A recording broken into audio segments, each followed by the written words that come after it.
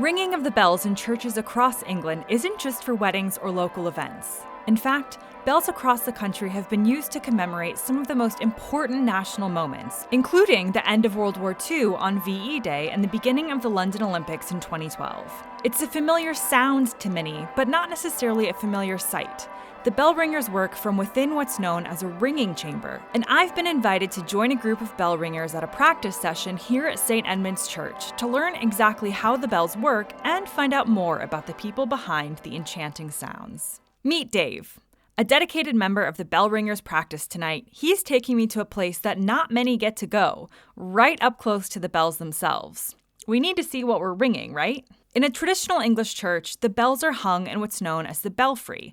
This is at the top of the tower. To get there, we need to climb a winding set of narrow stairs past a few creepy crawlies that have made it their home. Right, do you want to follow me? Yeah, I do, but... Now, you see, people were very much smaller in the 1420s and 1430s. So you can see their feet were smaller, their whole bodies were smaller.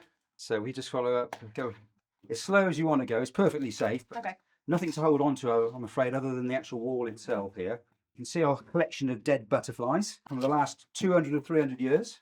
Once we've conquered the walk to the top and we have a few more cobwebs in our hair than before we started, we're at the source.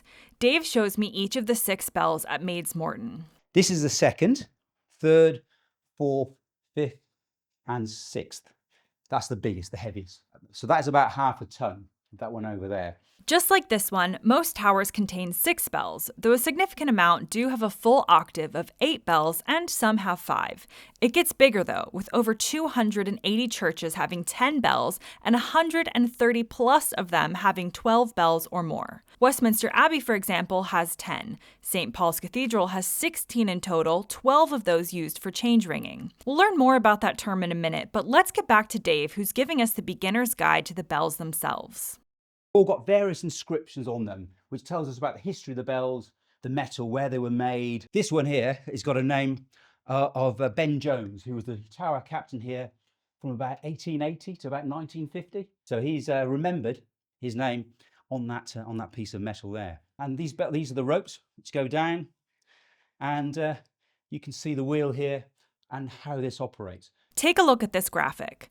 This is how one bell sits in its frame. Each bell is fixed to the axle of a large wheel. A rope is then tied to the wheel spokes that run around the rim, and it falls through the holes into the ringing chamber below so it can be rung. Before we head to the ringing chamber to join up with the practice, we get to see and hear the bells from just a few feet away. If you're wearing headphones, consider yourselves warned.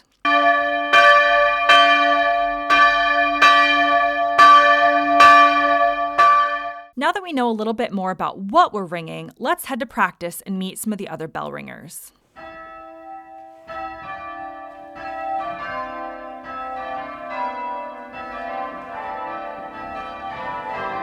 One of the bell ringers here tonight is Ted. Ted is the ringing master of the North Bucks branch of the Oxford Diocesan Guild of Change Ringers.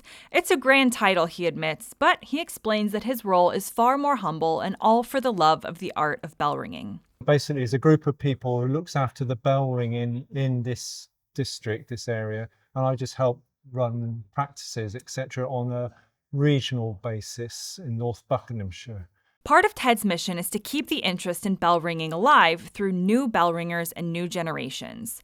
Because bell ringing has a problem. Not with the bells, but with the number of people involved. Ted explains more. Bell ringing is an ancient art. It's been going for hundreds of years. It is one of those arts and crafts which is struggling to recruit people because, like any craft, it's something which, without the input of new people trying it, it will eventually die out. I ask Laurence, who's been bell ringing for over 50 years, what he thinks the root of the declining numbers are and how he thinks it can be solved. When I was in my teens, going to church was quite a normal thing to do. Now, hardly anybody goes to church. You can get young children to come to church until they're about 10, and they suddenly realise that none of their friends go, and they say, "Mum, it's weird. I'm not going to do anything weird. I'm not going to do that." And because the bells are associated with church, it puts people off. Okay. So that our basic pool of people to draw from has shrunk. I think we need to get into schools because bell ringing is so much part of the cultural heritage of this country from, for the last 400 years, then I think that we need to get into schools, persuade the schools to include bell ringing as part of the cultural milieu of the country, if you like. Back in the ringing chamber, I'm enjoying the practice session and trying to wrap my head around the setup. The ropes, as you can see, come down in a circle in order of bell size, and they have a fluffy colored section called a sally near the end. This particular style of bell ringing is called Englishstyle change ringing. The basic idea is that this style of bell ringing is unique in that it gives greater control of ringing speed, which allows the ringers to ring in complex and beautiful patterns of sound rather than just a bunch of bells clanging together and hurting your ears. Sometimes a designated ringer will call out changes, essentially telling you the new order in which to ring the bells. Dave explains more. Maggie was saying 2 to 3, 5 to 4. So each of the bells, you know what number you are, you might be bell 1 or bell 2, you had to go on bell 1. And so she's calling a change. So if she says 2 to 3, if you were ringing bell 2, you would start to ring after the third bell rather than after the first bell. You can also ring what's known as a method, which is a learned set pattern that has a name, like Plain Bob, one of the first you learn, or Cambridge Surprise, which is far more advanced. Dave explains the term blue line, which helps bell ringers learn different methods. So change ringing, as it's called, basically is a structured, orderly way of ringing where the bells are ringing in an ever-changing sequence of orders. And that sequence changes depending on the method. Blue line would be the order for a particular bell. So it might be the blue line for bell number 1. And you'd see how that bell would move through those sequence of 6 bells, depending on that method. Now it's time for me to have a go. Laurence takes over as my guide to give me my very first introduction to bell ringing. A good part of the skill of bell ringing is to make sure you pull straight. Because you see where the fluffy bit is coming down more or less in the same. If I'm a bit wayward with how I pull, then it goes all over the place. So to get it in the right place, I've got to train myself to pull absolutely straight. I'm scared. Of course you are, yes. As the bell goes up, as you pull and the bell comes back, think about pushing a child on a swing. Each push, it goes a little bit higher. And so one hand above the other. Okay. Stretch up as far as you can. Yeah. And just pull straight down. And just keep on and go on swinging. Laurence, I'm terrified. What am I going to break? I don't know. No, you're not going to break anything. But that's it. Just tug it down. Just let it swing. That's it. Let it slide up. And grip. That's it. Grip as it goes up. No, grip. Grip as it goes up. No, grip when it gets to the top. There and pull back down. Okay. There. That's it. Slide. Pull, slide. Pull, slide. Pull, slide. No, both hands. Do I go down? Yeah, keep your hands going down. Because you've got to get bell's got to go up. There. Gradually they get further down. But don't let your hands come down until the rope is all the way. This is harder than advertised. Look up, because you won't get dust in your eyes. Okay. That's it. Oh my gosh. Oh my gosh. Okay. Oh wow. Okay. Right. It's definitely going to take me a while longer to get the hang of it, but that's normal. It's estimated it takes about 10 hours to be able to do basic ringing. This is not a quick process. You can't learn it by looking on the internet. It doesn't work. You actually learn it by doing. And what actually happens when people have never rung before is they spend at least the first 6 months getting used to handling a bell. Oh, I just tried. You just tried. Handle it. Don't worry, but in 6 months' time, you do quite well. Can it make a noise when you intend it to, rather than not when you intend it to? While the practice continues, Dave takes me outside to hear the bells as they're really meant to be heard, not from the belfry or from the ringing chamber, but from the surrounding area. Yes, you can hear the bells outside here. So they are designed, so the sound is designed to come out of the church. So all across the village and the wider community, they can hear these bells ringing. Originally designed to call worshippers to church, or to hear a celebration at a wedding, or a funeral, or celebrating the Queen's Jubilee, the coronation of the King, as we did in 2002. They're through there. So that chamber, where the bells are, is open to the elements. So the sound can come right out through those wooden slats. And those wooden slats are on all 4 sides of the tower being square. So it's throwing out the sound in all directions.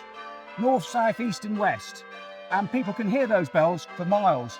Throughout my evening at St. Edmund's, a theme emerges. Despite how loud the bells are, what's ringing the loudest for me is that for this band of bell ringers, it's not just about the bells.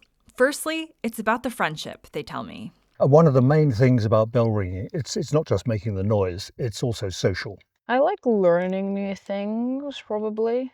Maybe if I actually get something, I'll be like, oh yeah, I can do that. And if I do it well and people are just like, oh, you did that well, I probably feel very good about myself. This ability to just drop in anywhere and find people you can talk to and go and have a beer with afterwards. Sure. Going to have a beer afterwards is a fairly important part of it for some people. We'll include that. The church we're in at the moment, it's not my own church, but I know the people here, and they contacted me and said come along, and we're all friends. It's just wonderful to take part in something as a group, and there is a social aspect as well. So you can socialise afterwards in the good old English pub. Everybody is very welcoming, and it's a great, to me, it's a social event. You know, not just ringing bells, but to catch up with friends as well. So we arrived here in November 2012 and had to settle in. And on Christmas Eve, I rang up, someone gave me the number of the man who who was the leader at Buckingham Parish Church, but also actually was control of this place as well, Andrew Spencer. And I rang him up and said, I'm a ringer from London. Do you want any help tomorrow on Christmas Day? To which, not surprisingly, he said yes and told me when to turn up. And I arrived in Buckingham Church. He put me on the tenor and said, right, can you turn this in? It weighs a mere 2,500 weight. And I managed to. And he said, fine, you're part of the gang. And that gives you instant access to a whole load of colleagues and friends. You have a friendly circle built in. But it's also about the history, being a part of a tradition much larger than yourself and participating in some hugely important moments in the country. The one thing that was most poignant, I think, was when the Queen died, and we rang for the funeral here, as did many churches across the UK. Most of us as ringers, because she'd reigned so long, had never rung for a death of a monarch, which is very, very special. The people in our community, after we'd done the special ringing we had done, later on came to us and thanked us for marking that occasion. We were ringing up there, a very sombre atmosphere, and we stopped ringing, and I turned and I looked down here, and there were several dozen people here with tears in their eyes, just watching. And at that moment I thought, wow, it really struck home. We are, through bell ringing, doing something that's so important and such a fundamental part of English life, and has such a huge effect on people's lives at moments of great historical significance. And specific to bell ringing is the opportunity to actually participate while you travel. You can go anywhere. Once you've learnt to ring, this is what I love about ringing, is you can go practically anywhere in the country. There are certain limitations. And if you're a ringer, you're normally warmly welcomed and encouraged to go along. So if me and my wife go on holiday, we'll usually check out the local towers, and it's lovely to check if we can go ringing, and we often are welcomed and join in the ringing there. You can go anywhere in the country. On holiday this year in Devon, I went into a church I'd never been to before and joined in with their bell ringing practice, and they asked me to come and ring on the Sunday, which I did, and as a result they were able to ring more complicated things on that Sunday than they normally can because they had an extra ringer. My ultimate experience was ringing a peal, which was 5,000 or more changes. Took about 3.5 hours on 12 bells of Stedman sinks in one of the big London churches. And that was the pinnacle of my ringing. And basically it's been downhill all the way since then. Bell ringing is a historic part of English tradition, but its future is uncertain if the tradition isn't carried on. Everyone I spoke to loves it for different reasons, but the one thing they all agree on is how welcoming the bell ringing community is. It's not a secret society or an exclusive club. Well, to find a local band, and almost certainly they'll be friendly and they'll be terribly welcoming because we want new ringers. The age range, children from about 8 or 9 can learn to ring, and you can go on ringing into your 80s. Mm-hmm. And there's not many social activities where 8-year-olds and 80-year-olds can interact and on equal terms. Yeah.